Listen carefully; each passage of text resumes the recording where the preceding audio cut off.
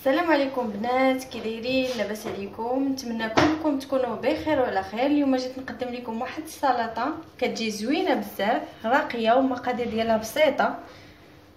عندي هنايا بطاطا قشرتها وقطعتها مربعات صغيره، باربه حتى هي قشرتها، خيزو، الروز والخس غسلته ودرته في اناء وعمرت عليه الماء، وغادي ندير معاه شويه ديال الخل وكنخليه يرقد حتى نزيد نغسلو باش نستعملو في السلطه ديالي. بالنسبه للبطاطا قطعتها وغادي نديرها في الكاسرول مع شويه ديال المليحه ونديرها تسلق.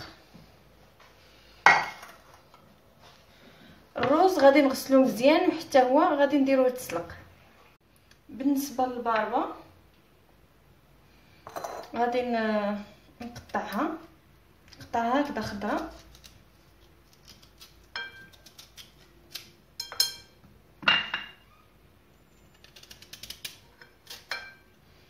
خليها هكذا.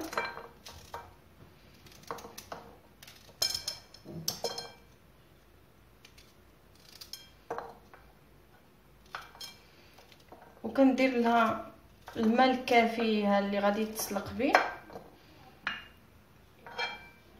اولا كتختصري في الوقت، ما كتاخذش الوقت بزاف باش كتسلق، وثانيا ما كنبقاوش نضيعوا داك الفيتامينات ديالها، وهذا كيمشيو في داك الماء اللي كنرميو. كنديروا لها الماء على حساب القد اللي غادي تسلق فيه، كتجي ناشفه وطايبه مزيان وما كتاخذش لينا بزاف الوقت. غادي نستمر هكذا حتى نكمل الكميه اللي عندي وغادي نتلاقاو ان شاء الله. من بعد ما قرطت البربه ديالي غادي نديرها في هذا الكاسرول وندير عليها الماء هكذا تقريبا. هاد الماء راه كافيها باش غادي طيب ان شاء الله، ونبدا فوق البوطه حتى طيب ونتلاقاو ان شاء الله. الخيزو ديالنا غادي نحكوه في هاد الجهه. السلطه ديالنا راه كانت ساهله في التحضير، ما كتاخذش منا بزاف ديال الوقت.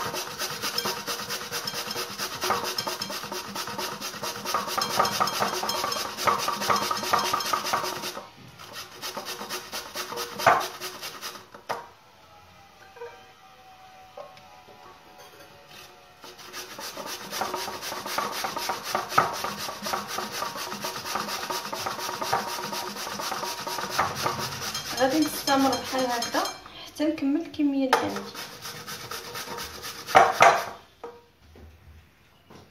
دابا المطيشه ديالي وبصيله غادي نقطعهم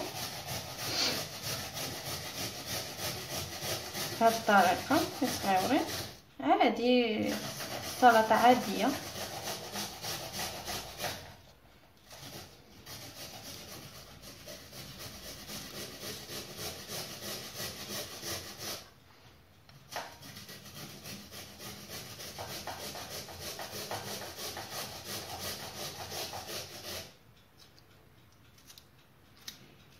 غادي نستمر هكذا حتى نكمل عاود الكميه كامله اللي عندي ديال الطماطم وندوز البصيله. حتى البصيله غادي نقطعها مع المطيشه.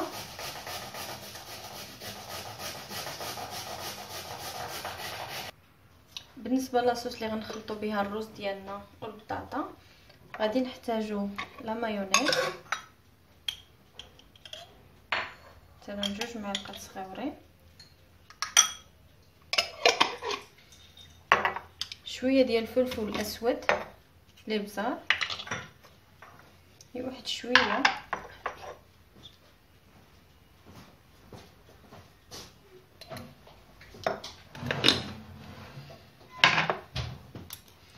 وغادي نطلقوها بشويه ديال الحليب.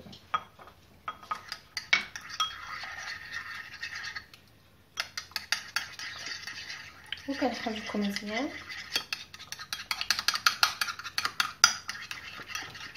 حتى نحس ولا الكتافه اللي بغينا.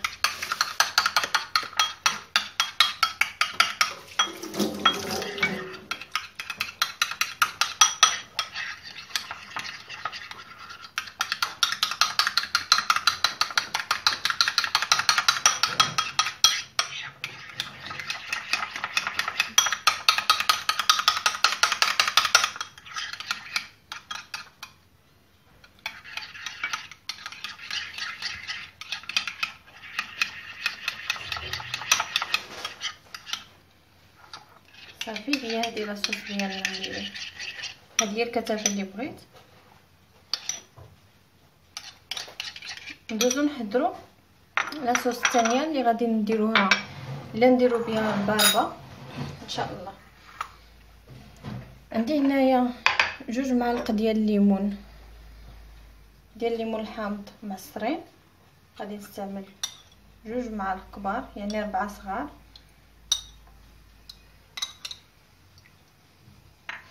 شويه ديال المليحه وشويه ديال زيت الزيتون، معلقه صغيره ديال زيت الزيتون. وغادي نخفوهم بشويه ديال الماء بشويه،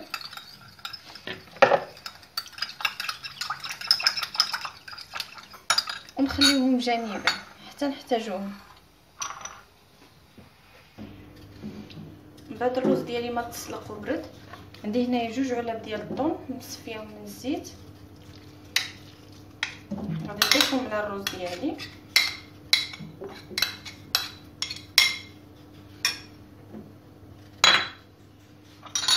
هاد لاصوص اللي صايبته بالمايونيز والحليب وفلفل الاسود غادي نضيف منها داكشي اللي غادي يكفيني، ونخلطهم. الرز راني سلقته بالملحه يعني لا داعي نزيد الملحه. غادي نخلطهم بهذه الطريقه.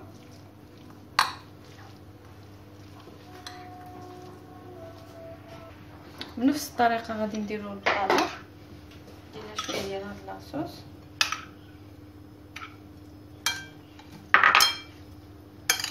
ونخلطها.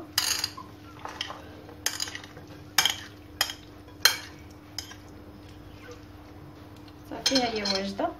دابا غندوز للتقديم ديالي الدريساج. هاد القالب ديال الكيك غادي ندير فيه الرز اللي خلطت معكم. بسم الله.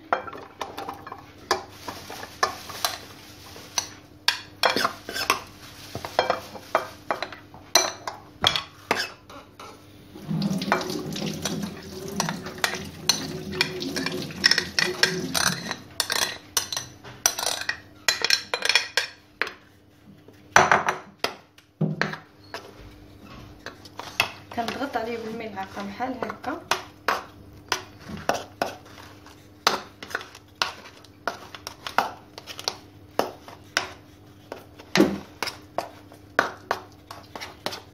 باش كياخذ الفورمه ديال القالب اللي عندي.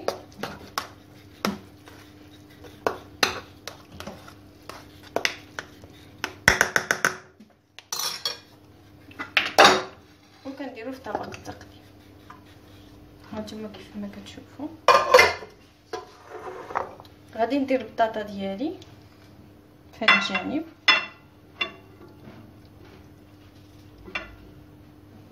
وفي هذا الجانب المقابل.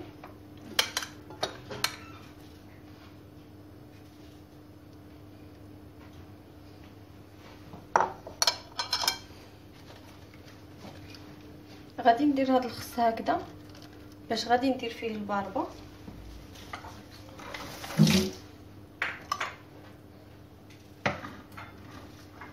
حيت كما كنعرفوا الباربه كتطلق الماء باش ما تخسرش ليا السلطه. كندير الخس باش الماء اللي كيهبط كيبقى في الخس.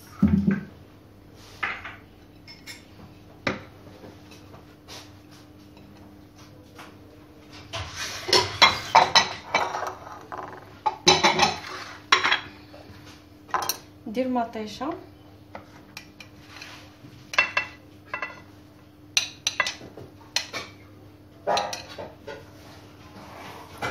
هذا الجانب كذلك.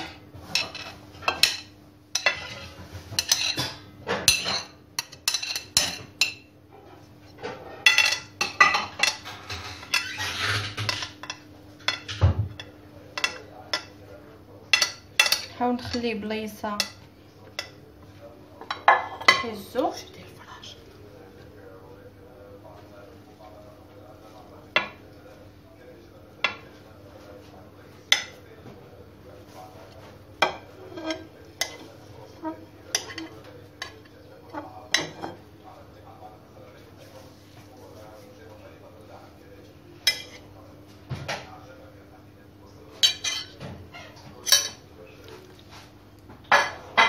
شويه ديال البطاطا. غادي ندير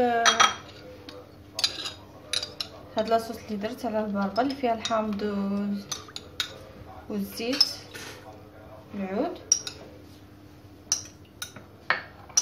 شويه ديال الملحه. غادي نديرها على مطيشه.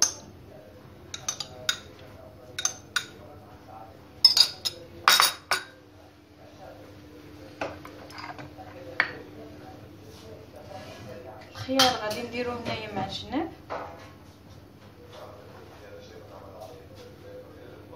كيف ما كتشوفوا مكونات بسيطه، اي منزل عنده كاين فيه هاد المكونات. السلطه كتجي زوينه في المنظر. كل واحد الديكور اللي بغى يدير فيها.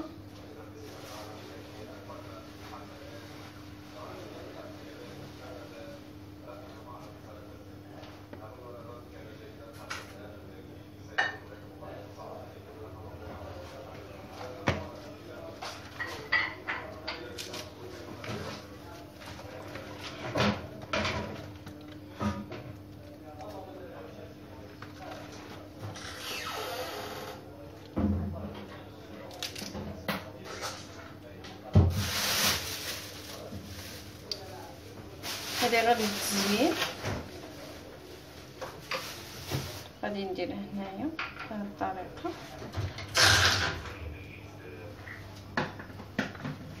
وغادي ندير الدرا ميز ديالي بحال هكا من الفوق، غير من الفوق غادي نديرها. اللي بغى يخلطها مع الرز يخلط.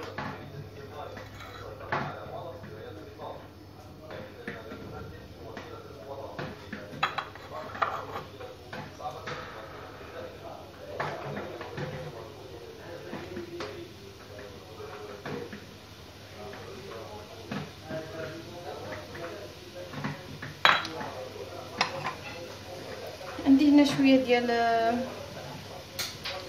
كاشير مورتاديلا هكا، نزين به السلطه ديالي.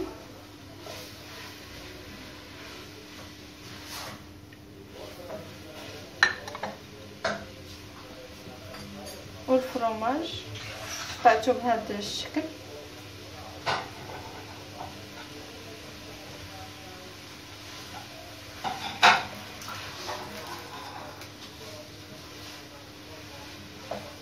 اللي بقى غادي نقطعو.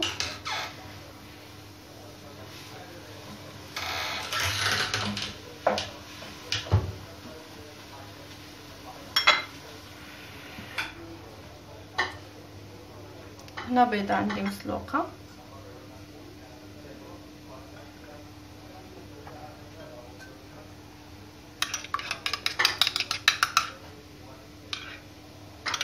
غادي نزيد نطلق هاد لاصوص ديالي، نزيد فيها شويه ديال الحليب ونخلطها.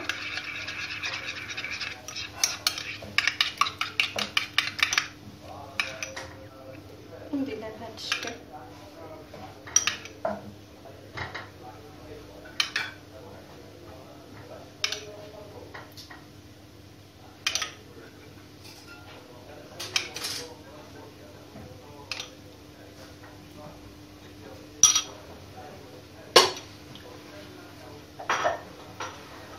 بالزيتون اسود ديروا غير هنايا في هاد الجهه.